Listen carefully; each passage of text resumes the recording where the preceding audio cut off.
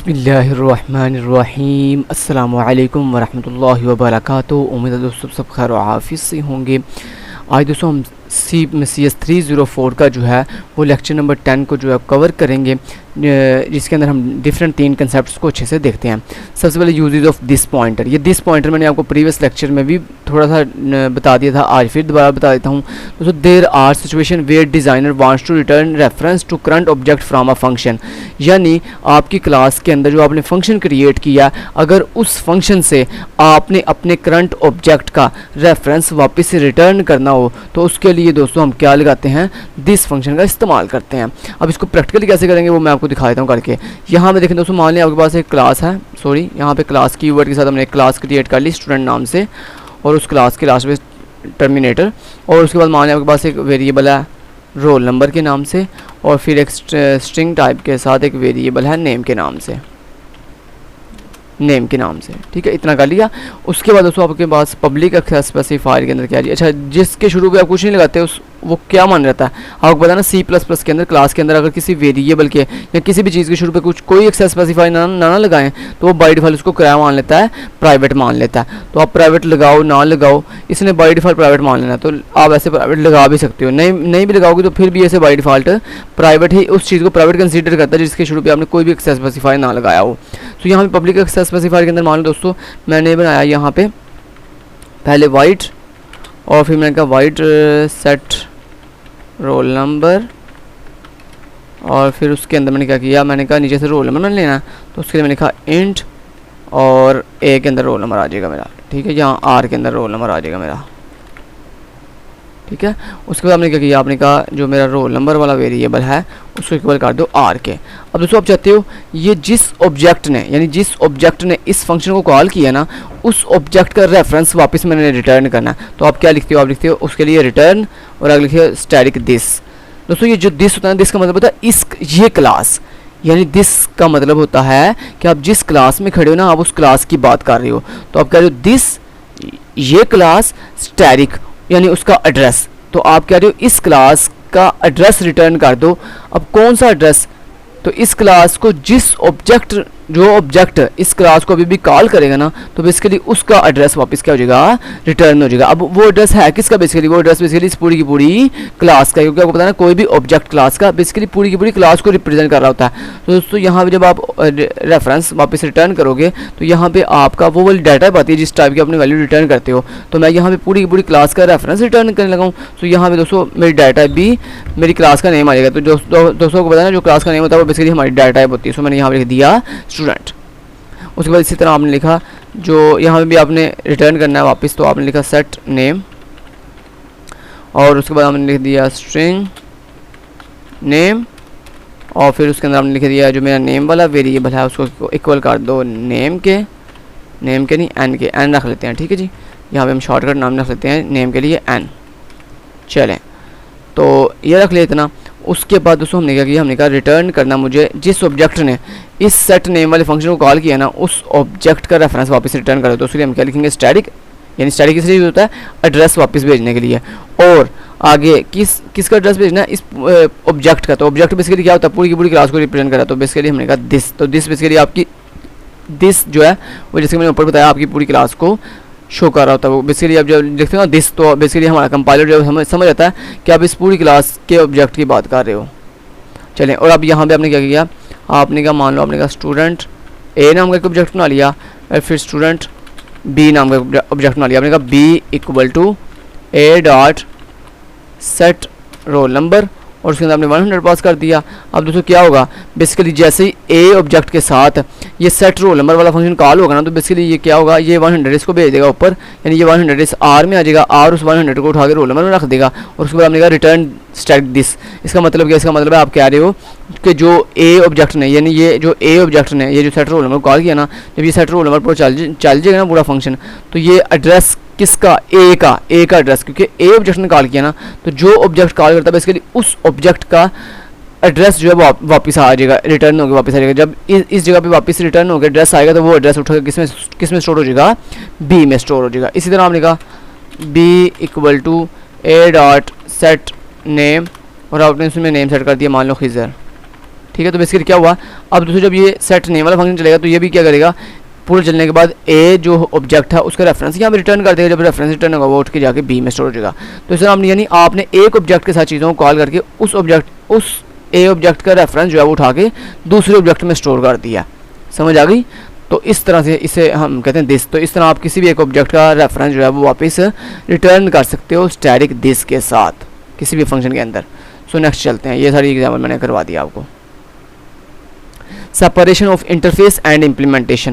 दोस्तों इंटरफेस क्या होते हैं? इंटरफेस दोस्तों ये जो आप पब्लिक एक्सेस स्पेसिफायर के अंदर ये जो पब्लिक एक्सेस स्पेसिफायर है, इस पब्लिक एक्सेस स्पेसिफायर के अंदर ये जो आप अपने सेटर एंड गेटर फंक्शन बनाते हो, ये जो पब्लिक एक्सेस स्पेसिफायर के अंदर या जो आप फंक्शन बना रहे हो, इन फंक्शंस को हम क्या कहते हैं? Interface of the class. तो कहता है इंटरफेस ऑफ द क्लास को हम इम्प्लीमेंटेशन करने के लिए, इम्प्लीमेंटेशन कैसे कहते हैं? अपनी चीज़ को डिफाइन करना प्रॉपरली। तो कहता है इम्प्लीमेंटेशन यानी अपने फंक्शन को प्रॉपर डिफाइन करना और उस इंटरफेस को जस्ट डिक्लेयर करना। तो कहता है इन दोनों को क्या आप अलग अलग कर सकते हो? तो यस हम कर सकते हैं। वो कैसे बोला?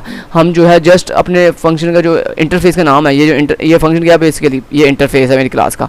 सो अगर हम जस्ट इसका नाम डिक्लेयर करके यहाँ पे लास्ट में सेमीकोलन लगा दें और इसकी जो प्रॉपर ये जो डेफिनेशन है बॉडी वाली, ये हम किसी दूसरी जगह पे जाकर करें या बाद में करें, तो इसको हम कहते हैं इम्प्लीमेंटेशन और इंटरफेस को अलग अलग कर देना। अब यहाँ पे दोस्तों जो मोस्टली जो ऑथर है ना, फॉरेन ऑथर्स हैं, वो इस चीज़ को नहीं समझते ये वाली, यानी वो कहते हैं separation of interface and implementation ये होती है। मैं आपको चल के बताता हूँ वो क्या होती है जो ऑथर कहते हैं। लेकिन सर ने यहाँ पे कुछ और बताया हुआ है। सर क्या बताते हैं? सर कहते हैं जी public member function expose by a class और कॉल इंटरफेस, कि यानी आपकी पब्लिक एक्सेस स्पेसिफायर के अंदर जो चीज़ें होती हैं वो क्या होती हैं? फंक्शन होते हैं, वो क्या कहलाते हैं? इंटरफेस कहलाते हैं। नेक्स्ट कहते हैं separation of implementation from the interface is good software engineering, यानी अगर आप अपनी इम्प्लीमेंटेशन को यानी अपने फंक्शन को डिफाइन करने को अपने इंटरफेस से अलग अलग कर रहे हैं तो दोस्तों ये तो गुड सॉफ्टवेयर इंजीनियरिंग होती है। अब benefits of separation interface and implementation, ये जस्ट मोस्टली थ्योरी ही है, बस आपने थ्योरी पढ़नी है, इसमें मोस्टली प्रैक्टिकल कुछ भी नहीं है। प्रैक्टिकल जो होगा मैं आपको अभी करवा दूंगा प्रैक्टिकल क्या चीज़ है, बस कि यहाँ भी बता दूंगा कि प्रैक्टिकल क्या चीज़ है। अच्छा ये मोस्टली ये टॉपिक जो है वो थ्योरी ही है, बस आपने इसको थ्योरी पढ़ लेनी, जो समझा रहा हूँ बस समझ लें उस चीज़ को। बेनिफिट्स इस चीज़ के क्या कहता है? मान लो जैसे आपके पास कम्प्लेक्स नंबर क्लास है, यानी एक क्लास है जिसका नाम क्या है? Complex number. This complex number class to form of implementation, यानी इस कम्प्लेक्स नंबर क्लास को कहता है आप दो तरीकों से जो है वो इम्प्लीमेंट कर सकते हो। One is new and one is old, यानी एक न्यू मेथड के जरिए और एक ओल्ड मेथड के जरिए। तो दो रास्ते हैं, या न्यू मेथड के जरिए कर लो या ओल्ड मेथड के जरिए कर लो। You can observe if you have separated interface and implementation, कहता है लेकिन आप इस चीज़ को ऑब्जर्व करोगे, लेकिन कहता शर्त यह है इफ़ यू हैव, अगर तुम रखते हो सेपरेटेड इंटरफेस एंड इम्प्लीमेंटेशन, यानी आप जो है वो अपने इंटरफेस और इम्प्लीमेंटेशन को अगर सेपरेट कर दिया आपने, यानी आपने उन दोनों को क्या कर दिया है? सेपरेट कर दिया, तो फिर कहता है आप इस चीज़ को जो है वो इसके बेनिफिट्स को जो है वो क्या कर सकते हो? ऑब्जर्व कर सकते हो। Then we can easily change implementation without changing interface, तो फिर कहता है हम क्या कर सकते हैं? फिर हम ईजिली इसके बेनिफिट, बेसिकली इसका मेन बेनिफिट ये होता है दोस्तों कि अगर आप इंटरफेस को और उसकी इम्प्लीमेंटेशन को अलग अलग कर देते हो, सेपरेट कर देते हो, तो इसका फ़ायदा ये होता है कि आपने अगर इम्प्लीमेंटेशन में कोई चेंजिंग करनी है, यानी जो आपने इंटरफेस को डिफाइन किया हुआ है जिसको हम इम्प्लीमेंटेशन कह रहे हैं, उसमें अगर कोई चेंजिंग करनी है तो आपको पीछे जाके इंटरफेस में चेंजिंग नहीं करनी पड़ती, तो जिसका सबसे बड़ा फ़ायदा है। चलें जी बढ़िया हो गया। उसके बाद नेक्स्ट चलते हैं। तो ये बताया ना आपको, जैसे ये देखें कम्प्लेक्स नंबर क्लास सर ने एक दे दिया। अब सर कह रहे हैं इसके दो तरीके हैं। पहला तरीका जो है नॉर्मल, जो कि ओल्ड तरीका है, वो क्या था भला? हम एक इमेजिनरी नंबर है और एक रियल नंबर लेते हैं, उनको आपस में प्लस करते हैं और ये हमारे पास कम्प्लेक्स नंबर निकल के आ गया जी। लेकिन एक दूसरा तरीका भी है कि आप जी का मार लो और कॉस थीटा प्लस आई साइन थीटा लेके उनकी वैल्यू निकालो, तो ये आपके पास ये जवाब आ जाएगा। ठीक है जी। तो अब यहाँ पे सारे दोनों को जो है बताया हुआ कि इस तरह से ओल्ड इम्प्लीमेंटेशन ये है कि जिसमें हमने एक्स और वाई बनाए और एक्स की वैल्यू और वाई की वैल्यू पहले सेट कर दी, लेकिन जो न्यू मेथड है उसमें हम क्या करते हैं? उसमें हम जी की वैल्यू और थीटा की वैल्यू लेते हैं। ठीक है, तो ये बेसिकली थ्योरेटिकल चीज़ है, कम्प्लेक्स चीज़ नहीं है। तो दोस्तों यहाँ पे जो है ना ये सर अपने लिहाज से बता रहे हैं। तो अगर आपको ये क्वेश्चन आता भी है ना, मोस्टली इतना कोई इंपॉर्टेंट बात नहीं है। तो अगर ये क्वेश्चन आपको पेपर में आ जाता है कि what will be the implementation and interface separation, तो आपने सर वाला ये थोड़ा सा कंसेप्ट सर वाला लिख देना, यानी कम्प्लेक्स नंबर की एग्जांपल दे देनी है सर को पेपर में, बस ऊपर बस थोड़ा सा बता देना इंटरफेस, जो मैंने ऊपर आपको थ्योरी समझाई है ना थोड़ी सी, कि जनाब उसके लिए आपने इंटरफेस और इम्प्लीमेंटेशन, इंटरफेस क्या चीज़ होती है, आपकी पब्लिक एक्सेस स्पेसिफायर के नीचे जो हम फंक्शन डिफाइन करते हैं उसको इंटरफेस कहते हैं, एंड उस इंटरफेस को जब हम डिफाइन किसी और जगह भी जा करते हैं तो उसको हम क्या कह देते हैं जी, इम्प्लीमेंटेशन कह देते हैं। उसके बेनिफिट्स में मैंने आपको ये बता दिया कि जनाब जी इसमें बेनिफिट ये होता है कि अगर आप दोनों की सेपरेशन कर देंगे तो इंटरफेस में चेंज किए बगैर आप जो है वो इम्प्लीमेंटेशन में चेंज ला सकते हो। तो उसके बाद थोड़ी सी आप एग्जांपल दे दीजिएगा, ये कम्प्लेक्स नंबर वाली सारी दी हुई है, कि आप बता दीजिएगा कि इसको इंप्लीमेंट करने के दो तरीके हैं, एक ओल्ड तरीका एक न्यू तरीका। ओल्ड में जैसे हम एक कम्प्लेक्स नंबर के अंदर कम्प्लेक्स नंबर फाइंड करने के लिए इमेजिनरी एंड रियल को प्लस करते थे तो हमारे पास जो है वो जो है ना वो कम्प्लेक्स नंबर आ जाता है। इसी तरह आप जो नया तरीका वो है जी, आपने जी यानी जो आपका कम्प्लेक्स नंबर है उसका आपने मॉड लिया, उसके बाद cos थीटा प्लस आई साइन थीटा का आपने प्लस किया और उसको जो है वो लेने के बाद आपने मल्टीप्लाई करने के बाद आपका जो है सिंपली कम्प्लेक्स नंबर आ गया। अब यहाँ पे सामने ये जो छोटी सी एक डायग्राम, ये बेसिकली डायग्राम नहीं है, UML डायग्राम है, जिसमें बेसिकली सामने ये बताया हुआ है कि ये आपके प्राइवेट ये जो ऊपर है ना, ये जो ऊपर बॉक्स बना हुआ है ये बेसिकली आपका डाटा मेंबर है, यानी एक्स वाई और यहाँ पे जी और थीटा। तो ये बेसिकली कहाँ पे होते हैं, ये बेसिकली यहाँ पे होते हैं जनाब, ये क्लास का नाम है, कम्प्लेक्स क्लास का नाम है, ये आपके प्राइवेट डाटा मेंबर्स हैं, ये प्राइवेट डाटा मेंबर्स हैं आपके, ठीक है। और ये पब्लिक डाटा मेंबर्स के अंदर आपकी चीज़ें हैं जी, जहाँ पे आपने गेट एक्स किया फिर गेट वाई किया, एक्स को आपने एक्स में रख दिया, वाई को आपने वाई पे रख दिया, आप यहाँ पे भी आपने गेट एक्स और गेट वाई किया, सेम वही प्रोसेस, लेकिन फ़र्क इतना, वही करने के बाद फ़र्क सिर्फ इतना दोस्तों कि इस दफ़ा आपने एक्स और वाई की वैल्यू को एक्स और वाई में रखना है, लेकिन यहाँ पे एक्स और वाई की वैल्यू को एक्स और वाई में नहीं रखना, बल्कि आपने सिंपली उनको जो है वो उनका रेक्टेंगल ले लेना और सिंपली आपका थीटा में वो आंसर आ जाएगा। तो ये देखें सामने वो डिटेल से बताया भी होगा, सेट नंबर में जाके आई और जे की वैल्यू जो है एक्स और वाई में रख देंगे और न्यू तरीके के मुताबिक हम जो है वो जी और थीटा लेंगे और उसके अंदर क्या करेंगे, अपने जे और आई की वैल्यू को आई की वैल्यू पर डिवाइड करने के बाद उसका आर के टैन ले लेंगे और लेने के बाद उसको थीटा उसका फाइंड हो जाएगा। तो ये आपने एग्जाम्पल छोटी सी दे देनी है, बस ये जो छोटा सा कोर्स आपने समझाया हुआ ना ये सर के अकॉर्डिंग है, लेकिन अथर्स मल्टीपल जो अथर्स है ना वो इस चीज़ को नहीं मानते, वो कहते हैं ऐसे नहीं होती इंटरफेस।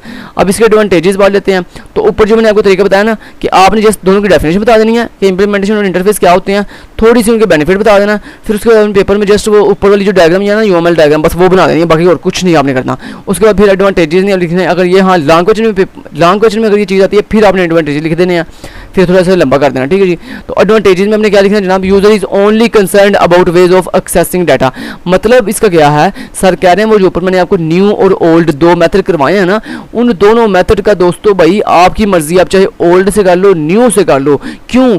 क्योंकि भाई जब विंडो के ऊपर स्क्रीन के ऊपर जब आपको आउटपुट नजर आती है ना तो यूजर को आपकी आउटपुट से कंसर्न है, उसकी जाने बुला के आपने पीछे कोड में क्या चीज़ की है। इसलिए दोस्तों हमेशा जो डेवलपर्स होते हैं ना वो अपने माइंड से कोड करते हैं, कभी भी किसी यूज़र की नहीं बात मानते कि यूज़र ने भाई ऐसे कहा था ऐसे कोड करना है, नहीं, वो हमेशा अपने माइंड से काम करते हैं। हाँ, आउटपुट जैसे यूज़र चाहता है वैसे ही आएगी, अब वो मर्जी आपकी है, आप चाहे कोड छोटा करो, आप चाहे कोड बड़ा करो, आउटपुट आपकी यूज़र को सिर्फ आपकी आउटपुट से कंसर्न है, उसे आपकी आउटपुट ठीक चाहिए, ठीक है। इसी तरह कह रहे हैं जी user has no concern about the internal representation and implementation of the class, यानी यूज़र को कोई कंसर्न नहीं है आपके कोड से कि आपने कोड में क्लासेस कौन सी यूज़ की हैं, आपने कोड में कौन सा चीज़ ओल्ड मेथड यूज़ किया, न्यू मेथड यूज़ किया। तो ये इसके बहुत एडवांटेजेस हैं कि जनाब आपकी मर्जी है, डेवलपर की मर्जी है, वो जैसे मर्जी कोड करें, यूज़र को इस चीज़ से फ़र्क नहीं पड़ता, उनको सिर्फ अपनी आउटपुट से फ़र्क पड़ता है, उससे कंसर्न है। नेक्स्ट है separation of interface and implementation. अब यहाँ पे दोस्तों ये दो पॉइंट पढ़िएगा जरा, ये आई है पॉइंट मेन पॉइंट वाली बात। सर कह रहे हैं जी usually functions are defined in implementation file dot CPP,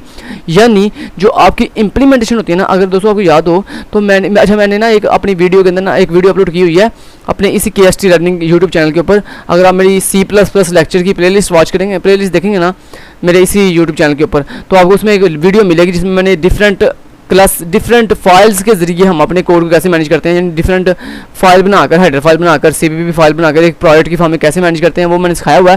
तो वो बेसिकली यही चीज़ है कि उसमें हेडर फाइल में हम सिर्फ अपनी क्लासेस के इंटरफेस बनाते हैं और उनको इम्प्लीमेंटेशन कहाँ भी करते हैं, .cpp फाइल में आकर। तो यही चीज़ सर भी यहाँ पे कह रहे हैं। सर कह रहे हैं बेसिकली इंटरफेस और इम्प्लीमेंटेशन को सेपरेट करने का मतलब ये है, सर कह रहे हैं जो मैंने ऊपर बताया ना उसका मतलब हरगिज़ ये नहीं है कि सेपरेशन कर, सर कह रहे हैं वो भी हो सकता है और नहीं भी हो सकता, लेकिन मेन जो चीज़ें सर कह रहे हैं वो ये है कि जनाब जब आप अपनी हेडर फाइल के अंदर डॉट एच के अंदर अपनी जो है ना वो करते हो, क्लास को डिफाइन करते हो, यानी उसका इंटरफेस बयान कर देते हो, और उसकी जो इंप्लीमेंटेशन है वो जब आप डॉट CPP फाइल में करते हो तो कहते हैं इसको असल में separation of interface and implementation कहते हैं। Some authors also consider this as separation of interface and implementation, यानी कुछ ऑथर्स जो हैं वो इसी चीज़ को जो है वो मानते हैं कि वो कहते हैं अगर आपने अपने डॉट एज फाइल के अंदर, हेडर फाइल के अंदर अगर अपनी क्लास को डिफाइन कर दिया, उसके इंटरफेस को डिफाइन कर दिया और अपनी जो इंप्लीमेंटेशन है उसको CPP फाइल में कर दिया, तो कहते हैं यही आपकी सेपरेशन होती है। चलें जी, तो आपकी मर्जी, आप सारा कोड अगर पेपर में ये सवाल आए तो सारे वाली 2-3 बातें सारे वाली कर दीजिएगा, ओल्ड एंड न्यू मेथड वाली, और उसके बाद ये नीचे वाली जो मैंने आपको एडवांटेजेस बताया थोड़े से वो 2 एडवांटेजेस कर दीजिएगा, और उसके बाद जो सम ऑथर्स कहते हैं ना कि जनाब जी आपकी डॉट एच वाली फाइल के अंदर आपके इंटरफेस होने चाहिए और आपकी डॉट CPP फाइल के अंदर आपके क्या होने चाहिए, और ये सारे बता भी दिया कि डॉट एच फाइल ये आपकी, ये डॉट एच फाइल है जिसमें देखें आपने सिर्फ इंटरफेस बनाया है, ये देखें आप सिर्फ इंटरफेस बना रहे हैं, ठीक है, और डॉट CPP फाइल ये है जिसमें आप उस चीज़ को इम्प्लीमेंट कर रहे हैं। सो नेक्स्ट चलते हैं, बड़ा और काफ़ी ज़्यादा हमने पढ़ लिया। उसके बाद नेक्स्ट आ जाता है जी कॉन्स्ट मेंबर फंक्शन। अब दोस्तों कॉन्स्ट मेंबर फंक्शन क्या होते हैं? Some function in our program are general purpose function to show और access data, they are supposed to do read only task only, however there are chances that they can change the state of data members of the class. अच्छा जी, अब ये जो मैं paragraph पढ़ के सुना रहा हूँ ना, इसका मतलब क्या है ये सिंपल फॉर्म में बता देता हूँ दोस्तों। इसका मतलब ये है कि कई बार क्या होता है कि आप किसी क्लास के अंदर आपने एक फंक्शन क्रिएट किया, अब उस फंक्शन के अंदर आप चाहते हो सिर्फ ये फंक्शन जो है ना सिर्फ रीड ओनली के लिए यूज़ हो, यानी इसमें सिर्फ हम डाटा सी आउट के जरिए रीड कर सकें, इसमें कोई भी हम चेंजिंग ना कर सकें, इसकी स्टेट चेंज ना कर सकें, इसमें वेरिएबल की वैल्यू चेंज ना कर सकें, इसमें वेरिएबल में वैल्यू पुट ना कर सकें, यानी मतलब आप कह रहे हो यानी डाटा राइट नहीं कर सकते आप। राइट का मतलब क्या होता है? जैसे आपने लिखा इंट A = 10, ठीक है, A = 10, जैसे आपने यहाँ लिख दिया इंट रोल नंबर = 100, तो ये क्या है? ये आप डाटा राइट कर रहे हो। और रीड क्या होता है? रीड ये होता है जब आप लिखते हो सी आउट रोल नंबर, तो सी आउट से क्या हो रहा है? आपके रोल नंबर की वैल्यू स्क्रीन पे डिस्प्ले हो जाएगी, तो ये होता है रीड। तो दोस्तों जब आपने किसी फंक्शन के जरिए डाटा राइट नहीं करना बल्कि जस्ट रीड करना है, रीड ओनली करना है, तो उसके लिए हम कॉन्स्ट मेंबर फंक्शन जो है वो क्रिएट करते हैं। ये मतलब है इस पूरे के पूरे पैराग्राफ का।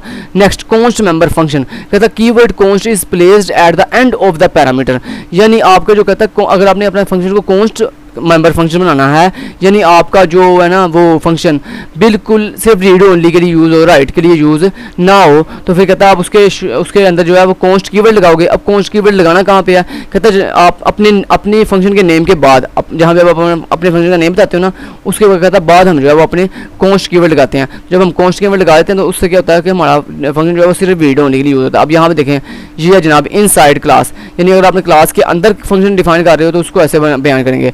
सबसे पहले रिटर्न टाइप, फिर फंक्शन का नेम, फिर आगे राउंड ब्रेसेस और फिर उसके बाद कॉन्स्ट कीवर्ड और लास्ट में सेमीकोलन। ये तो होगी उसकी डिक्लेरेशन। अब इस डिक्लेरेशन को करने के बाद हम क्लास को कहाँ पे डिफाइन करते हैं? क्लास से बाहर आगे ऐसे करते हैं ना, तो उसका कुछ ये तरीका था। अब मैं आपको यहाँ पे करके दिखाता हूँ प्रैक्टिकली, छोड़ें उस चीज़ को, प्रैक्टिकली करके दिखाता हूँ आपको। यहाँ पे मान लो दोस्तों अगर आपने विद इन क्लास करना है यानी इन साइड द क्लास करना है, क्लास के अंदर इस चीज़ को डिफाइन करना है, तो वो कैसे करेंगे वो बता देता हूँ। उसके लिए सबसे पहले आप रिटर्न टाइप लिखते हो, फिर फंक्शन का नेम होगा, फिर फंक्शन के नाम के बाद राउंड ब्रेसेस और उसके बाद कॉन्स्ट कीवर्ड होगा, कॉन्स्ट, ठीक है, और कॉन्स्ट कीवर्ड के बाद आपकी ये बॉडी होगी और इस बॉडी के अंदर क्या होगा? आपका सारा का सारा कोड हो जाएगा, ठीक है जी। तो ये होगा जनाब जी। अब ये जो फंक्शन है ना ये सिर्फ रीड ओनली के लिए ही यूज़ होगा, इसमें आप कोई भी डाटा राइट नहीं कर सकते, यानी आप ऐसे नहीं लिख सकते इसमें आप ऐसे नहीं लिख सकते रोल नंबर = 100, ये तो डाटा राइट कर रहे हो ना आप, डाटा राइट नहीं आप कर सकते, इसमें सिर्फ डाटा आप रीड कर सकते हो, मतलब रीड ऐसे होता है, यानी जब भी आपने कोई वैल्यू स्क्रीन पे डिस्प्ले करनी है उसको हम रीड कहते हैं, तो ये रीड ओनली मोड के लिए यूज़ होगा। अब तो इसी तरह अब अगर आपने आउटसाइड द क्लास इसको बनाना है, कॉन्स्ट फंक्शन को आउटसाइड द क्लास डिफाइन करना है, वो कैसे करते हैं? उससे जस्ट दोस्तों आप ये बॉडी हटा दोगे, ये कॉन्स्ट क्लास में सेमीकोलन लगा दोगे और ये आपने फंक्शन क्या कर दिया? क्लास के अंदर जस्ट डिक्लेयर कर दिया। अब इसको डिफाइन आप आउटसाइड द क्लास करना चाहते हो तो वो कैसे करोगे? उसके लिए सबसे पहले आप बताओगे रिटर्न टाइप, उसके बाद अपनी क्लास का नेम स्टूडेंट, फिर आगे रेजोल्यूशन ऑपरेटर, फिर आगे फंक्शन का नेम फन, राउंड ब्रेसेस, उसके बाद कॉन्स्ट कीवर्ड और फिर उसके बाद बॉडी, और इस बॉडी के अंदर सिंपल जो भी आपने रीड ओनली करना है वो आप कर लोगे, ठीक है जी। तो ये दोनों तरीके हैं जिन्हें कॉन्स्ट को यूज़ करने के, समझ आ गई जी? चलें जी, बढ़िया हो गया। अब नेक्स्ट चलते हैं, बस ये आपके यहाँ पे कॉन्स्ट फंक्शन के बारे में सारे बता रहे हैं। Const function member function are can not modify the state of any object. तो दोस्तों ये कॉन्स्ट फंक्शन के बारे में कुछ पॉइंट्स हैं इंपॉर्टेंट, ये आपने ज़हन नशीन कर लेने हैं कि जो आपके कॉन्स्टेंट मेंबर फंक्शन होते हैं ना, इनमें कभी भी आप अपने ऑब्जेक्ट की ना ऑब्जेक्ट कौन सा, ये जो आप अपनी क्लास का ऑब्जेक्ट नहीं बनाते जिसके साथ आप अपनी चीज़ों को कॉल करते हो, ये जो आप स्टूडेंट क्लास का ये जो ए नाम से ऑब्जेक्ट बना रहे हो, बी नाम से ऑब्जेक्ट बना रहे हो, तो इन ऑब्जेक्ट की कभी भी स्टेट चेंज नहीं की जा सकती जब आप अपने फंक्शन को कॉन्स्ट मेंबर फंक्शन बना देते हो। उसके बाद कहता है they are just read only, कि ये जो है सिर्फ जस्ट रीड ओनली के लिए यूज़ होते हैं। Errors due to typing are also catch at compile time, यानी मान लो अगर आपसे कंपाइल टाइम के दौरान कोई गलती हो गई है, कंपाइल टाइम के दौरान मतलब जैसे कंपाइल टाइम के दौरान गलती का मतलब क्या है, यानी आपने गलती से जो है वो यहाँ पे रीड ओनली की जगह पे राइट भी कर रहे हो डाटा, यानी ऐसे कर रहे हो। दोस्तों अगर आपने इसको कॉन्स्ट मेंबर फंक्शन बनाया होगा ना, तो ये ऑटोमेटिकली कंपाइल टाइम के दौरान आपको एरर जनरेट करके दे देगा, ये कहेगा भैया आपने ये गलत लिखा हुआ है, हम यहाँ पे राइट नहीं कर सकते, आप डाटा सिर्फ रीड ओनली कर सकते हो। तो इस तरह ये आपका एरर भी जो है वो क्या कर लेता है, कैच कर लेता है। चलें जी, उसके बाद सर ने एग्जांपल दे के समझाया हुआ है यहाँ पे, जैसे मैंने एग्जांपल दिया सर को, और सॉरी मैंने जैसे एग्जांपल आपको दिया कि यहाँ पे देखो मान लो आपने लिखा roll number equal to a roll number, तो इसमें कोई एरर नहीं आएगा। क्यों एरर नहीं आएगा, क्योंकि दोस्तों यहाँ पे आप जस्ट चेकिंग कर रहे हो, आप कोई यानी आप रीड ओनली कर रहे हो, आप कोई राइट नहीं कर रहे। लेकिन दोस्तों अगर आप ऐसे लिखोगे roll number equal to a number, तो इसका मतलब क्या है कि ए नंबर की वैल्यू उठाकर रोल नंबर में पुट कर दो, यानी राइट कर दो। तो दोस्तों यहाँ पे एरर देगा ये कंपाइल टाइम के दौरान, क्योंकि आपने इस फंक्शन को कॉन्स्ट फंक्शन बनाया होगा इसलिए, ठीक है। तो ये फायदा था कांस्टेंट फंक्शन बनाने का। नेक्स्ट कहता है जी कांस्टेंट फंक्शन कहता है constructor and destructor can not be const because constructor and destructor are used to modify the object to a well defined state और to clean the memory occupied by the object. यानी दोस्तों इसका मतलब ये है कि सबसे इंपॉर्टेंट बात यहाँ भी ये भी आपने याद रखनी है कि कभी भी जो क्लास के अंदर आप कंस्ट्रक्टर बनाते हो या डिस्ट्रक्टर बनाते हो, उनको कभी भी आप कांस्टेंट नहीं बना सकते। क्यों, क्योंकि दोस्तों जो आपके कंस्ट्रक्टर और डिस्ट्रक्टर होते हैं ना, ये आपके ऑब्जेक्ट को ना एक वेल डिफाइंड तरीके से उसकी स्टेट को चेंज करते हैं। तो आपको पता है कांस्टेंट फंक्शन स्टेट चेंज करने की परमिशन नहीं देते, जबकि हमने कंस्ट्रक्टर और डिस्ट्रक्टर के अंदर एक तो स्टेट चेंज करनी होती है, दूसरा डिस्ट्रक्टर क्या करते हैं, ये आपकी मेमोरी को जो आपने ऑक्युपाई किया होता है ना आपकी क्लास ने, उसको क्लीन करते हैं। तो इसलिए आपने कभी भी अपने कंस्ट्रक्टर और डिस्ट्रक्टर को क्या नहीं बनाना, कांस्टेंट फंक्शन कभी भी अपने कंस्ट्रक्टर और डिस्ट्रक्टर को नहीं बनाना। जैसे यहाँ पे सर बता रहे हैं कि ये कंस्ट्रक्टर है आपका, इसको अगर आप कांस्टेंट बना दोगे तो एरर आएगा। इसी तरह आपका डिस्ट्रक्टर है, इसको कांस्टेंट बना दोगे तो आपका एरर आएगा। अब यहाँ पे यही वो बात सर कर रहे हैं ऊपर, जो हमने ऊपर करके आ चुके हैं। Next this pointer and const member function, ये हमने ऊपर पढ़ लिया। दिस पॉइंटर क्या होता है कि जब हमने अपने ऑब्जेक्ट का रेफरेंस वापस रिटर्न करना हो तो उसके लिए हम दिस पॉइंटर का इस्तेमाल करते हैं, और कांस्ट मेंबर फंक्शन हम कब यूज़ करते हैं, जब हमने अपनी चीज़ को सिर्फ रीड ओनली के लिए बनाना हो। अब दोस्तों यहाँ पे 2 दफ़ा कांस्ट लगा हुआ है, इसका मतलब क्या है, const student static const this. दोस्तों इसका ये अगर कांस्ट किसी चीज़ के शुरू में लगा होना, इसका मतलब ये होता है कि आप इस चीज़ के अंदर जो भी चीज़ लिखोगे ना, यानी जो भी चीज़ राइट करोगे, जो चीज़ यानी अगर कांस्ट कीवर्ड किसी फंक्शन के शुरू पे लग जाए तो इसका मतलब ये नहीं होता कि आप उसमें सिर्फ रीड ओनली कर सकते हो, उसका मतलब होता है आप इसमें राइट भी कर सकते हो डाटा। लेकिन जब एक दफ़ा डाटा आपने राइट कर देना, उसके बाद दोबारा चेंज नहीं कर सकते। लेकिन अगर आप कांस्टेंट फंक्शन के नाम के बाद लगा दो तो इसका मतलब ये होता है कि आप यहाँ पे सिर्फ रीड ओनली करोगे। समझ आ गई? चलेंगे, thank you so much, till then guys, take care, अल्लाह हाफिज़।